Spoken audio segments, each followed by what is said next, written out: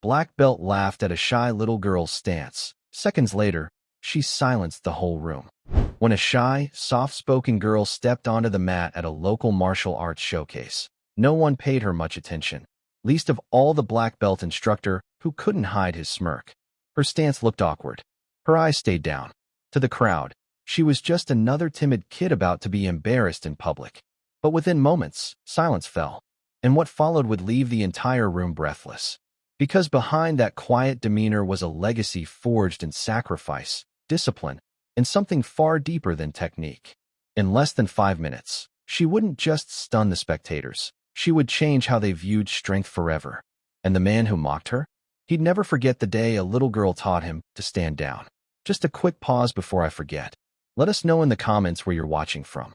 And if you're new here, consider subscribing to our channel so you don't miss tomorrow's special video. I guarantee you won't want to miss it. The gym smelled like pine-scented cleaner and sweat. The kind of sweat that clung to the walls, like ghosts of battles past. It was Saturday morning at Riker's dojo, a place where ambition often spoke louder than discipline, and where new students learned that not every black belt earned respect the right way. In the far corner, sitting cross-legged on the blue mats, was a girl no older than 10. Her GI was crisp, untouched by the friction of sparring. Her small fingers gripped its sleeves nervously, folding them and unfolding them again. No one knew her name yet. She hadn't spoken much since she arrived. Her mother stood at the entrance, arms folded, jaw clenched, not with worry, but with restraint. A woman who knew how to stay still in a world that never stopped watching. She carried a worn duffel bag with an old patch stitched into the side. Most didn't notice it. One man did. Master Colby Riker, a fifth-degree black belt and local legend, walked across the floor with the confidence of a man too used to applause. His students watched every step like it was scripture.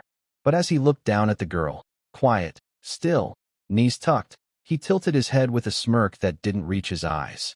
"You sure this is the right room, sweetheart?" he asked, chuckling. "We don't teach ballet here."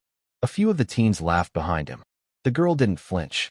Her mother's voice cut the air, calm and clear. "She's here for the sparring round." Riker raised an eyebrow.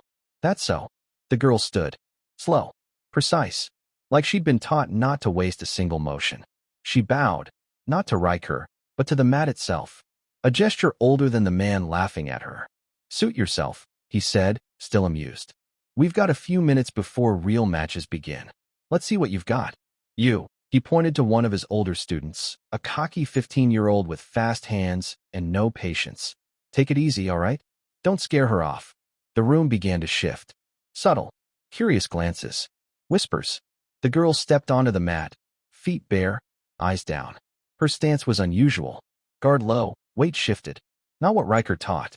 Not what the others knew. That's when he laughed again, louder this time. "That's your stance." But her eyes didn't rise. Her hand adjusted a loose strap on her wrist. From her pocket, a small patch of fabric peeked out, a stitched insignia. Faded. Military. A trident barely visible. The room didn't notice. But her mother did. And she nodded. Then the bell rang. The boy facing her, tall, cocky, brimming with teenage arrogance, gave a casual bounce on his heels, like this was warm-up, not a match. He wasn't mean. Just thought he knew how this would go. After all, he'd sparred dozens of opponents. Some twice her size. This one looked like she'd cry if you raised your voice. The room watched with mild amusement. A few parents near the benches leaned in, hoping for entertainment. One instructor chuckled, "She'll learn. First fall always humbles." Master Riker didn't call the match officially. He didn't have to. This wasn't a real bout. It was mockery in disguise. "Go easy," he said again. The boy lunged.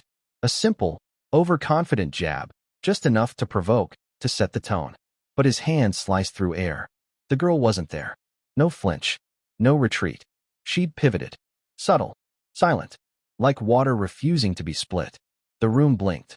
The boy blinked harder. He came again, sharper this time. A kick, textbook style, fast enough to tag her torso. But again, she moved. Not with panic, but with patience. Timing. His foot missed by a breath. He stumbled. Now the murmurs grew. On the edge of the mat, her mother had not moved an inch. Arms still folded. Face unreadable. And for the first time, Master Riker's smirk twitched. Just barely. The boy adjusted, annoyed now. He moved in again, tighter. 3 fast strikes, all aimed to graze, to prove dominance without cruelty. She didn't block. She didn't strike. She repositioned. Effortless sidesteps. Knees bent just right. Hips aligned. Breathing measured. The kind of footwork Riker taught only at black belt level. And even then, most forgot it under pressure.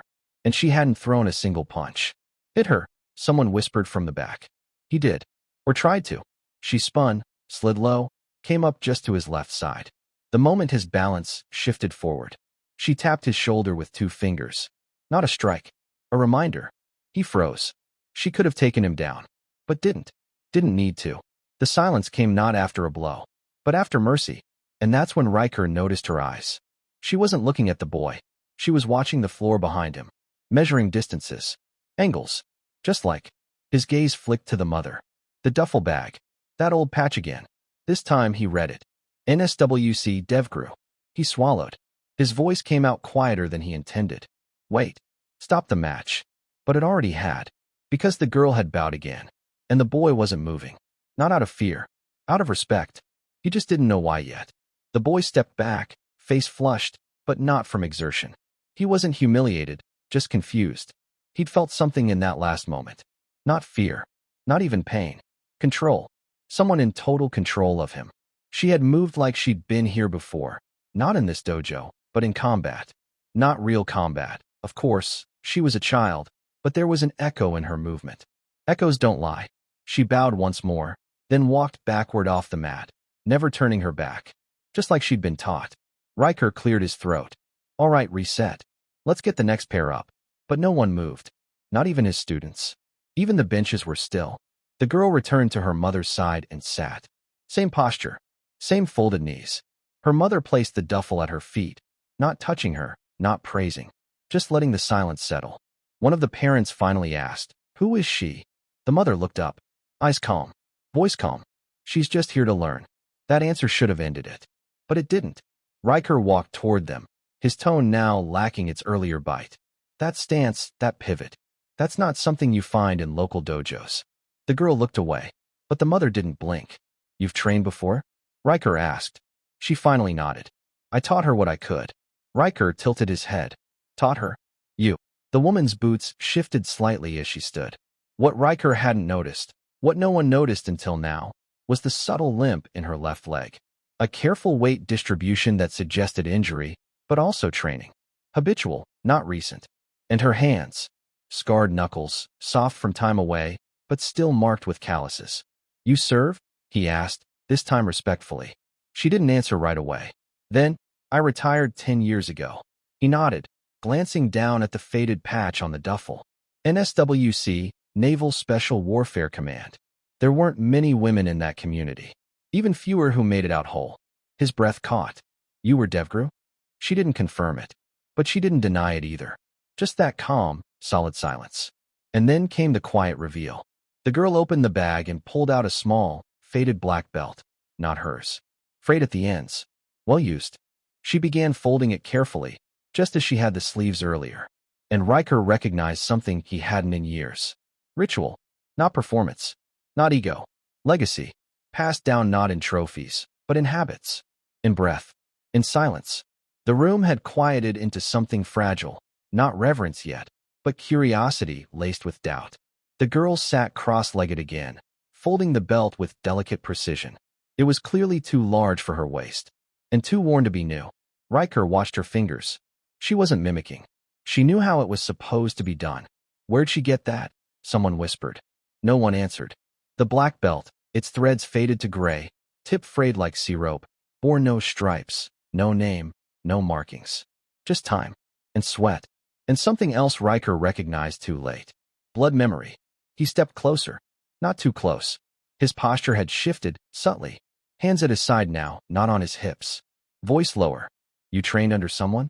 The mother's gaze drifted to the belt, then to her daughter, then to Riker. "I did." He waited, but she didn't elaborate. Of course not. People who actually served never did. Riker cleared his throat. "Devgru doesn't train families." A flicker of something, regret? Steel? Moved behind her eyes. "He trained us on his time off." He.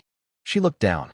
The girl, still silent, rested the folded belt atop her knees like a relic, as if it still belonged to him. Riker's voice softened.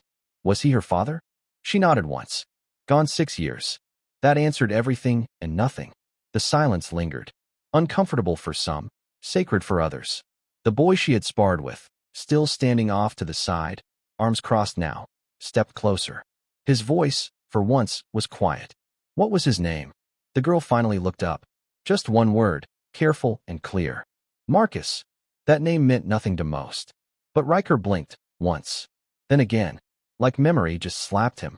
Marcus Hayne, he asked, breath catching. The mother's silence was answer enough. Riker exhaled, half-whispered. They called him Spectre. Now even the teens in the back had stilled. Spectre was a name you heard in the background noise of military legends. Always spoken low, like thunder in the distance. The man who never missed a shot, who never spoke on mission, who trained without needing to. No one had ever confirmed his existence. And now here was his daughter, in a child-sized GI, folding his belt on a dojo floor filled with plastic trophies and borrowed pride. Not saying a word, because she didn't need to. You could feel the shift ripple across the room like a pressure change before a storm. The laughter was gone. So were the whispers. Even the sound of distant traffic beyond the thin gym windows felt muted now, as if the outside world knew to stay back. Spectre. The name didn't need a file. It carried its own classified air. And now that name rested gently on a 10-year-old girl's shoulders. She didn't seem burdened by it. Didn't look proud or scared. Just calm. Present. Riker stepped back, hands suddenly unsure what to do. His entire posture recalibrated. This wasn't a sparring warm-up anymore. This was something else. A reckoning, maybe.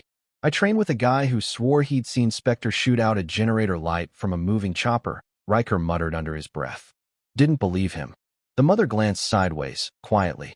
He hated helicopters. That quiet correction hung heavier than any boast.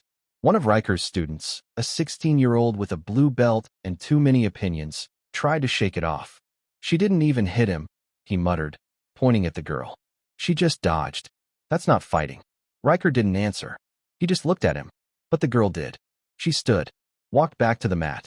Slowly, deliberately, like it mattered. The room parted as she passed. She looked at the boy she'd sparred with earlier and bowed. He hesitated, then bowed back. And with a simple pivot, she moved into position again. Ready stance. Still that odd posture. Not Riker's way. Not textbook. But now, no one laughed.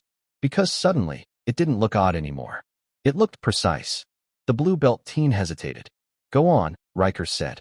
Spar with her. He stepped up reluctantly, a half-smile tugging at the corner of his mouth. Not arrogance now, but uncertainty disguised as confidence. She didn't blink. This time, she moved first. One step forward. Weight low. And in that one step, everything changed. The shift of her hips. The pivot of her ankle. The way her elbow guarded her ribs while the other hand tracked air. Not just movement. Not just sparring. Tactics. Pattern breaking. It was exactly how her father used to move, Riker knew now. He'd never seen Marcus Hayne in person, but he'd watched the footage. The grainy, midnight green kind with no audio and no replay. You couldn't copy that kind of movement from watching. You had to live it, or be raised by it. The moment her foot touched the mat, the blue belt knew this wouldn't be like the drills. She didn't posture, didn't blink, didn't feed into the silent tension radiating off him like a wire about to snap. She just waited. No bravado, no bounce in place, no twitchy readiness that rookies confuse for focus. She was already centered. He tried to lead with a simple jab, just to test distance, a low-commitment strike. But by the time his foot shifted forward, she'd already circled past him. Not fast, not flashy, just gone. He turned, frustrated now, threw a right hook, more aggressive this time. Her arm moved, only just, and redirected it with the side of her wrist. It didn't hurt. It didn't stop him.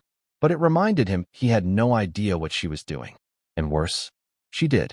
Riker watched closely now, arms folded, lips tight. He didn't speak. He didn't need to. The girl took no offensive stance. She simply existed in response. Always just outside his reach, always one breath ahead.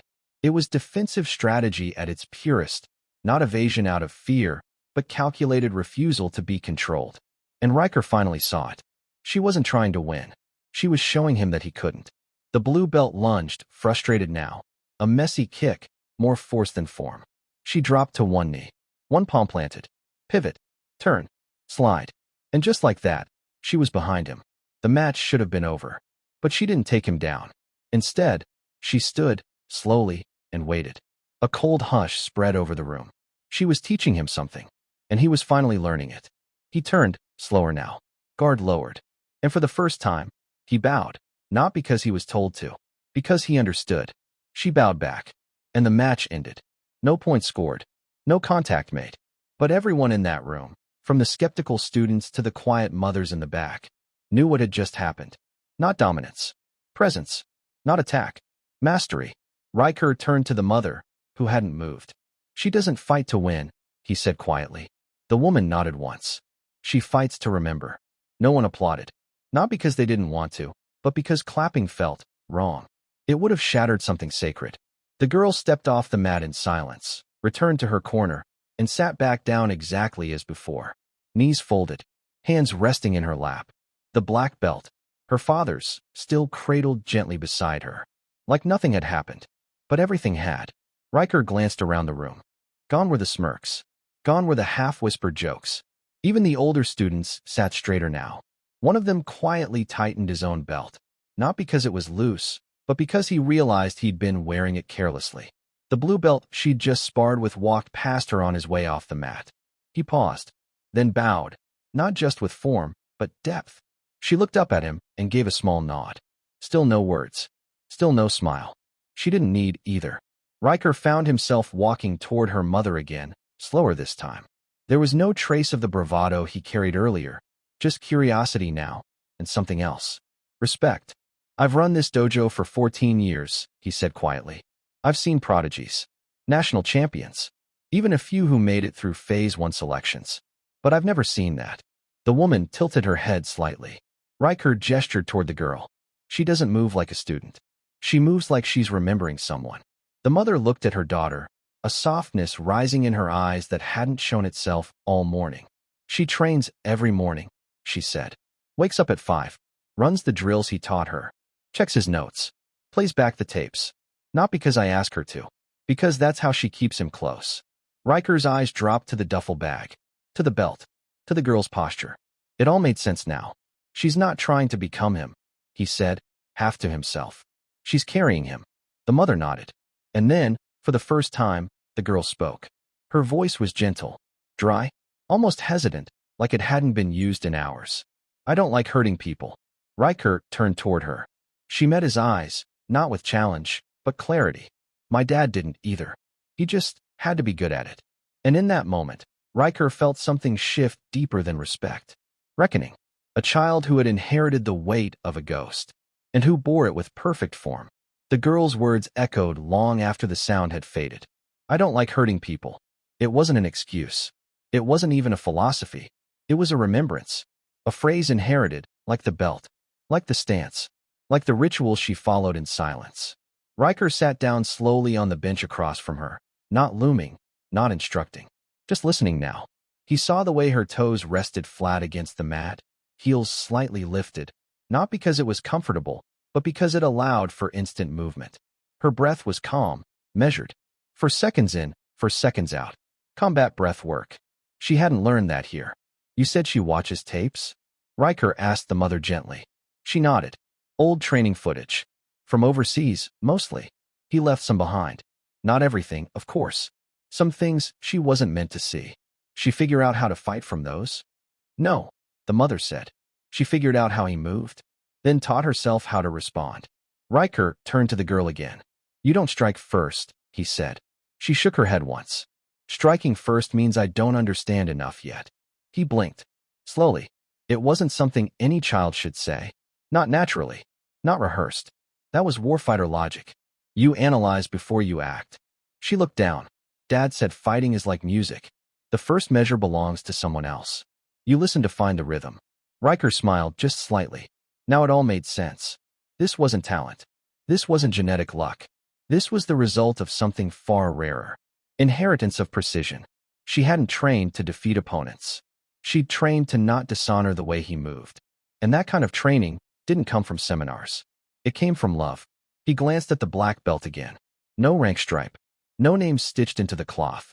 Just wear, time, and memory. I've got students who talk more in one match than you've said all day, Riker said quietly. The girl tilted her head, a question in her eyes. That's not a criticism, he added. It's an observation. Then, after a pause, do you want to keep training here? She looked to her mother. Her mother looked back. Then the girl nodded. Yes, she said simply. Then we'll train you, Riker replied. But I won't treat you like a beginner. I'll treat you like someone who already knows what they're doing and needs to be sharpened, not shaped. The girl nodded once. A pact was made, not with ceremony, not with belts, but with recognition. The day had thinned out. Most students were gone now. The echoes of sparring faded beneath the low hum of the overhead fans. Dust motes drifted like memory through shafts of late afternoon light. But Riker stayed. So did the girl and her mother. He didn't ask them to leave. Some silences don't need permission to linger. The duffel bag still sat at the edge of the mat. Faded, weather-stained, the kind of military green that had been bleached by desert sun and monsoon rain. And stitched into its corner, that patch. NSWC DevGru. Most would have missed it. But Riker had seen one like it before, in a photo, years ago. The kind they only showed once at a memorial, then buried under silence and paperwork. He walked over to it, crouched slowly, respectfully. You don't see many of these. The mother watched him carefully. Riker nodded at the patch. These get removed when people retire. Unless they're carrying it for someone else. She said nothing, but the flicker in her eyes said enough. Riker gently touched the edge of the canvas. I lost a student to a training op in Jordan, he said. 8 years ago. Smartest kid I'd ever taught. But he froze during a breach. He looked up. I've seen fear paralyze. But your daughter, she moves like someone who's had fear explained to her before she ever had to feel it. The woman stepped forward now. She's never seen combat, but she's seen what it does. Marcus didn't hide anything. Riker nodded. That's rare. He wanted her to understand the why, not just the how. And just then, the girl stood, walked quietly to the bag. She knelt beside it, opened a side pocket, and pulled something out. Not a weapon, not a medal, a journal, worn leather, corners curled, a name barely visible on the cover. She opened it to a bookmark page, held it out to Riker without a word. He took it carefully. The handwriting was tight, neat, and undeniably military. Combat isn't about domination. It's about discipline. The most dangerous people in a room are the quietest, because they've already made peace with the moment. Riker blinked once, twice. Below the quote, in a younger hand, another sentence had been written, smaller, careful, in pencil. I want to be like him, but kinder. The girl looked up at him, unsure if she'd shared too much. But Riker's face had softened. There were no more doubts now. No tests needed. Only refinement. The dojo's fluorescent lights hummed softly, flickering occasionally as if the building itself held its breath. Shadows stretched long across the polished mats, where moments ago the room had held an intensity neither the students nor the parents had expected. Now, silence reigned, a silence heavy with respect and something closer to awe. Riker sat on the edge of the bench, the worn journal resting carefully on his knee like a relic. Each line of ink within it felt alive, a tether between past and present, memory and hope. He traced his finger over the handwritten words as if seeking the very spirit of the man who had written them. Beyond the glass doors, a few parents lingered, whispering in hushed tones. Their earlier smirks and scoffs had vanished, replaced by a profound silence. They had witnessed something rare, not a flashy victory or a loud declaration, but the quiet command of someone who carried an invisible weight with grace and humility. The boy with the blue belt stood nearby, arms crossed and jaw tight. The confidence that had once bordered on arrogance was now replaced by a deep, almost reverential humility. He avoided looking directly at the girl, as if acknowledging that she had entered a space none of them fully understood. Near her mother, the girl sat cross-legged, her small hands folded gently over the black belt she had brought with her, a symbol not of conquest, but of legacy. Occasionally, her eyes flicked toward the journal Riker held, as though drawing strength from the inked memories and unspoken lessons contained within. Suddenly, a soft cough broke the silence, drawing everyone's attention. At the doorway stood an older man, one Riker had not noticed before. His uniform was simple but impeccably maintained, and the quiet authority he carried was unmistakable. Lines of experience etched his face, and the calm certainty in his eyes spoke of decades spent in service. "Commander Mallory," Riker said, rising respectfully and extending his hand. Mallory nodded solemnly. "I heard about the demonstration." Riker gestured toward the girl and her mother. "She carries a legacy," he said quietly. Mallory's gaze softened, tinged with memory. "I knew Marcus. To most, a ghost. To a few, a guardian." The girl looked up, eyes meeting Mallory's for a fleeting moment, a silent exchange loaded with unspoken understanding. Mallory smiled gently. "You've done well." The mother's voice was steady and filled with quiet pride. "She trains to honor him." Mallory's eyes sparkled with a rare warmth. "And to write her own story." The weight of history seemed to fill the room, not as a burden, but as a mantle passed from one generation to the next. Riker closed the journal slowly, aware that a turning point had been reached. "No more tests," he declared softly. "Only the path forward." The girl stood, her posture steady and sure. There was no need for words. Her presence said it all. She was no longer simply a student. She was a living testament, a silent witness. The dojo had finally settled into a calm stillness, as if it had exhaled after the tension earlier. The scattered echoes of footsteps and whispered breaths had faded into silence, leaving only the soft hum of the fluorescent lights overhead. Riker watched the girl sitting cross-legged on the mat, her posture straight yet relaxed, eyes steady and thoughtful. She wasn't merely resting. She was absorbing the space, attuned to every subtle shift in the room. It was as if the world itself had slowed down for her. He stepped forward carefully, mindful not to disturb the fragile bubble of respect that had formed around her. "There's a lesson many never learn," he said quietly, his voice low but steady. "It's not about striking first or fighting harder. It's about stillness." The girl's gaze lifted to meet his, a faint flicker of curiosity shining through the quiet resolve in her eyes. "Stillness is about what you do when the world demands action, but the best response is to wait," Riker explained. "When patience becomes your weapon, and control is your shield." She nodded slowly, fingers tightening gently around the black belt lying across her lap. "My father said the same," she murmured. "True strength isn't in moving first, but in knowing when not to move." The words lingered between them like a sacred truth. Riker thought of the many students he'd trained, some hungry for glory, rushing into fights without purpose, blinded by noise and impulse. But she was different. The legacy she carried was not just about mastering technique, but embracing wisdom, restraint, and presence. Outside, the afternoon sun filtered through the windows, painting shifting patterns of light and shadow on the mats. A soft breeze rustled the leaves outside, lending the room a quiet serenity that felt less like a training hall and more like a sanctuary. Riker moved to the wooden rack and pulled down a weathered training sword, its surface scarred but cared for. "Let me show you something," he said gently. He demonstrated slow, deliberate movements, a silent dance of balance, control, and precision. "This isn't about speed or strength. It's about listening. To yourself, to your opponent, to the moment." The girl watched intently, absorbing every detail. Then, with a quiet determination, she took the sword and mirrored his motions. Her movements began tentative but soon flowed with growing confidence and grace, each gesture embodying discipline and focus. Riker smiled softly. "You carry more than skill, young one. You carry a spirit that can't be taught, only inherited, nurtured, and lived." She lowered the sword, eyes steady and clear. "I'm ready to learn." In that quiet, simple statement, Riker saw not just a student, but the living continuation of a legacy forged in silence, discipline, and unwavering presence. The days passed quietly but steadily. Each morning before dawn, the girl arrived at the dojo, greeted by the faint smell of worn mats and the stillness that only emptiness can bring. The early light filtered softly through the windows, casting long shadows that stretched like silent sentinels across the floor. She moved through the drills with a deliberate grace, each punch, block, and stance executed with the calm precision of someone who had been taught to move well before stepping onto any mat.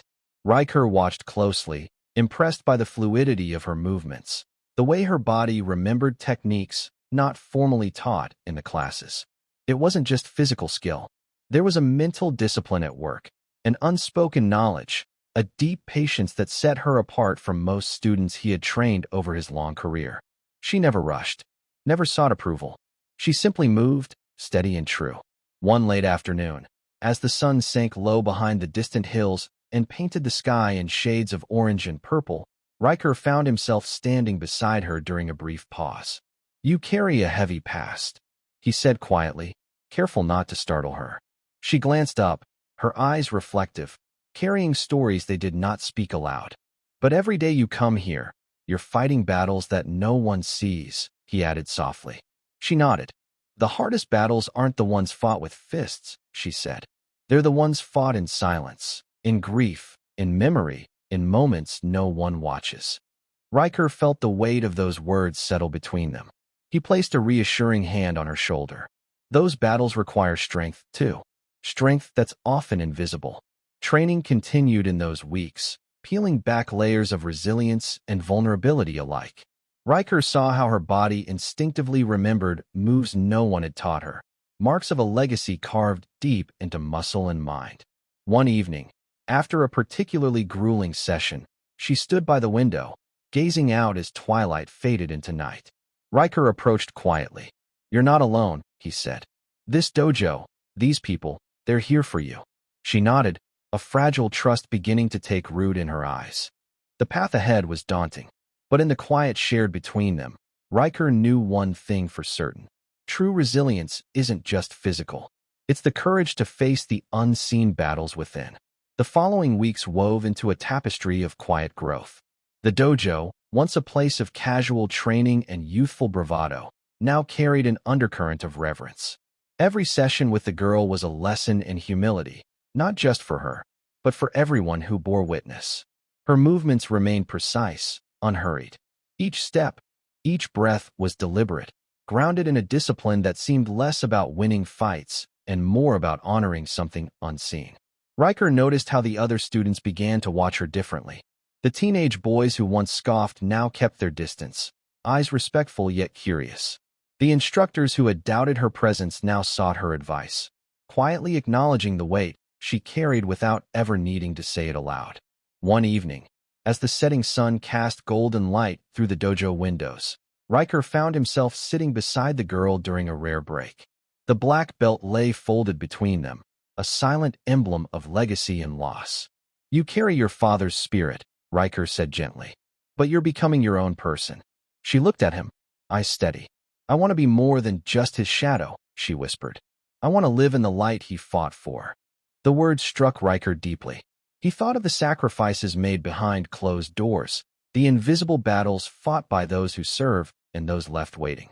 "Valor isn't just in the battlefield," he replied softly. "It's in the everyday choices to keep moving forward, to stand even when the world expects you to fall." Her lips pressed into a thin line. "I've learned that silence can be a shield and a sword." He nodded, recognizing the wisdom far beyond her years.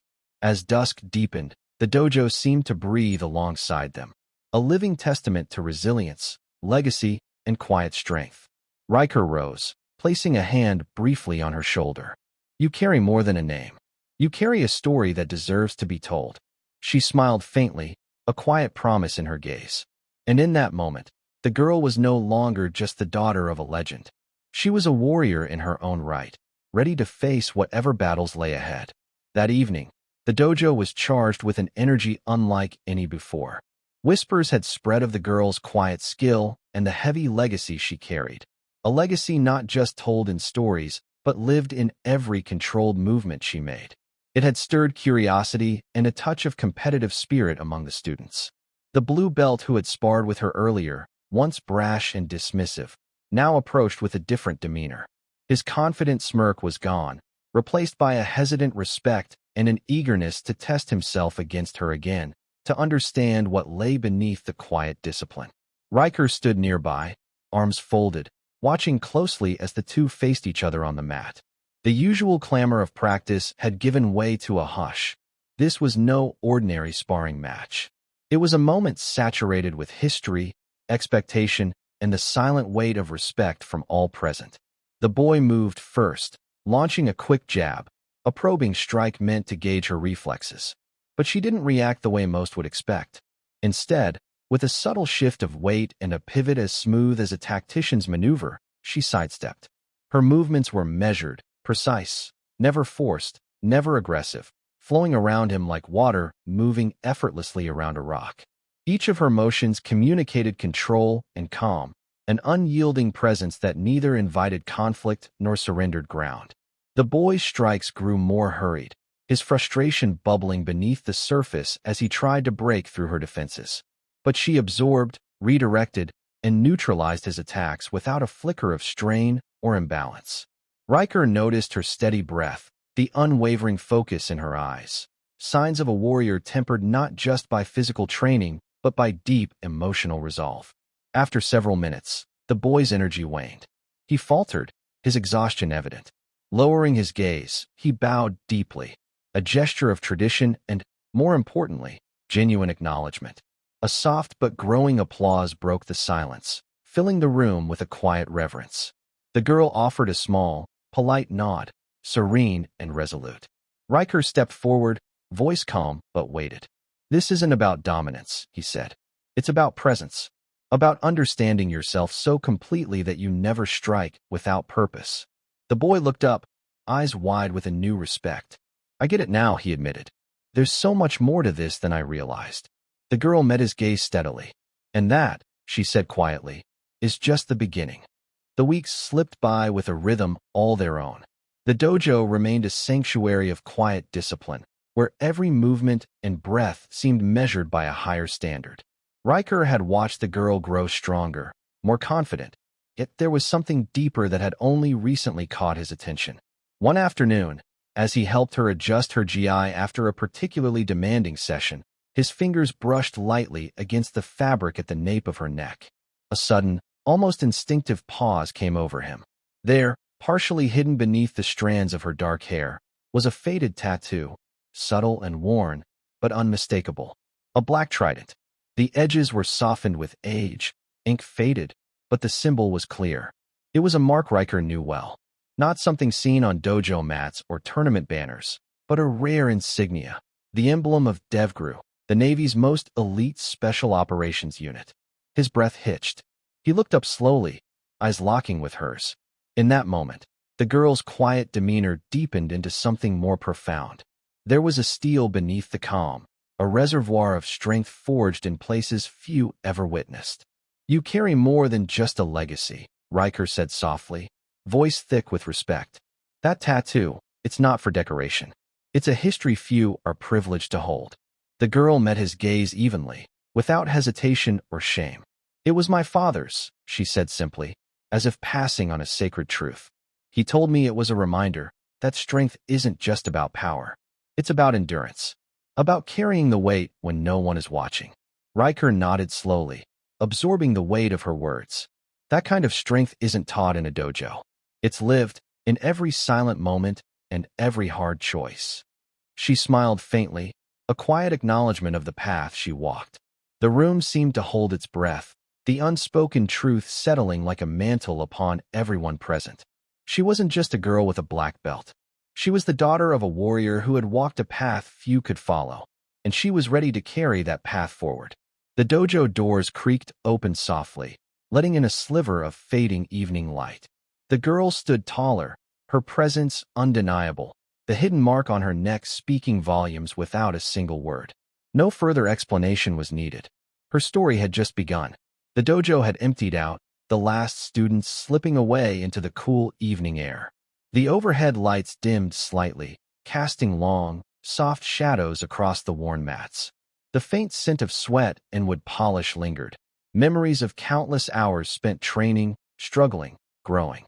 On the mat, the girl stood alone, a solitary figure framed by fading lights streaming through the windows. Her black belt, wrapped carefully around her waist, felt heavier than the fabric alone could explain. It was more than a symbol of skill. It was the legacy of a man who had taught her much more than martial arts.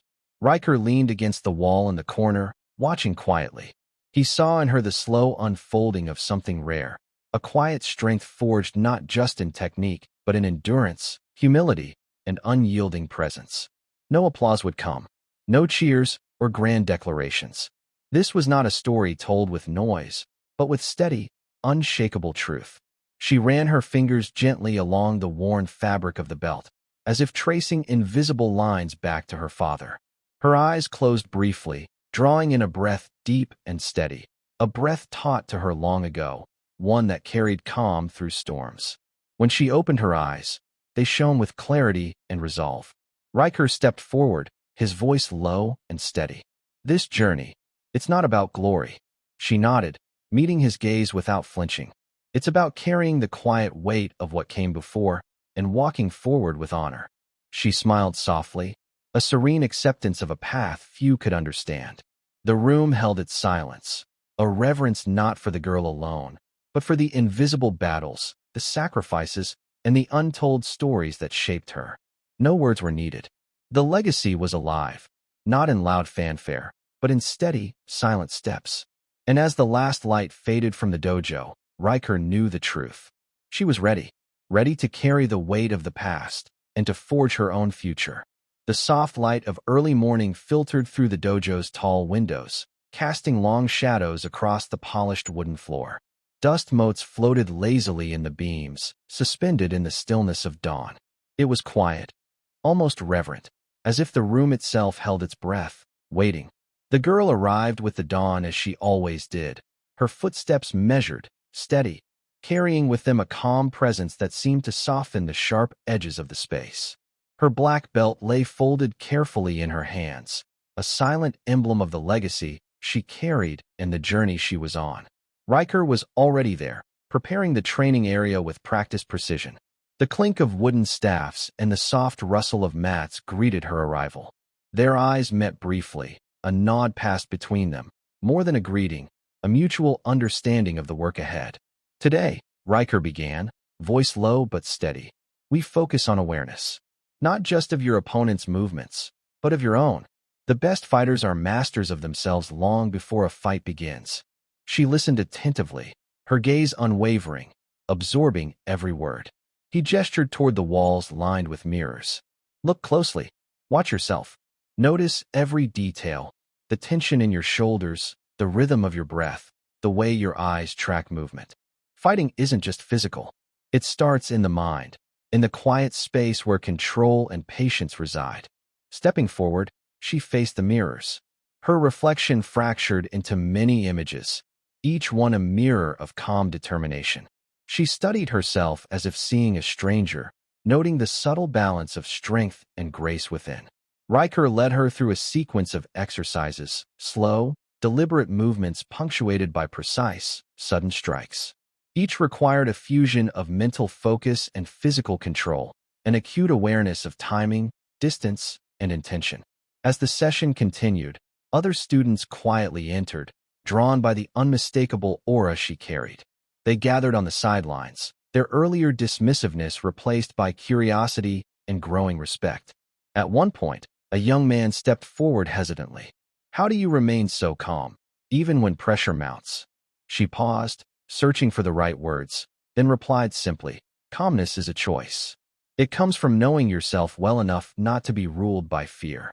The room fell into silence, the truth in her words resonating deeper than any lesson taught through force. Riker smiled softly, recognizing the transformation unfolding, not just in her, but in all who bore witness. This was more than training.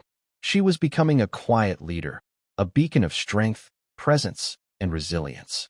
The atmosphere in the dojo was thick with anticipation as news spread of the upcoming regional tournament, a gathering where fighters from nearby towns and cities would converge to test their skills, earn recognition, and claim trophies.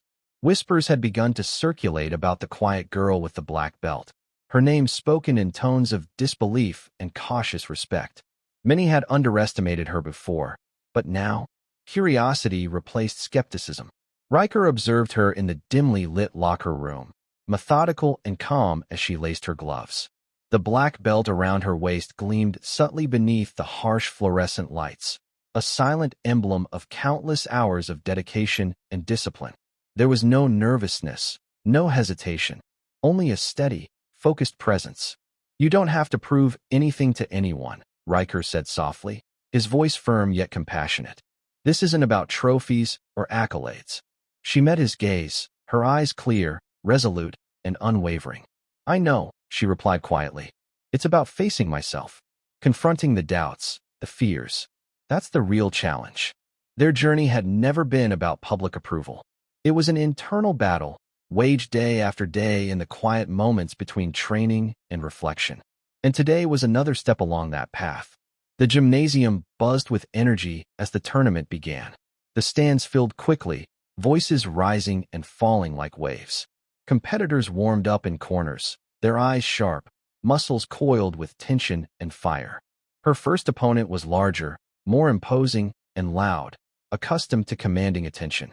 The crowd's murmur shifted to low bets on an easy victory. But from the first bell, the girl's calm precision unsettled him. She moved deliberately, never reckless, her body reading the space between them like a seasoned tactician. Every block was calculated. Every counterattack was a study in timing and restraint. The crowd grew hushed, eyes locked on her, captivated by the graceful dismantling of her opponent's bravado. When the match concluded, she offered a respectful nod. The opponent, though humbled, returned the gesture with a reluctant smile, an unspoken acknowledgement of her skill. Riker stood quietly at the edge of the mat, pride swelling beneath his calm exterior. This was more than a victory, it was a statement. A quiet declaration that she was no longer just the daughter of a legend. She was carving her own legacy.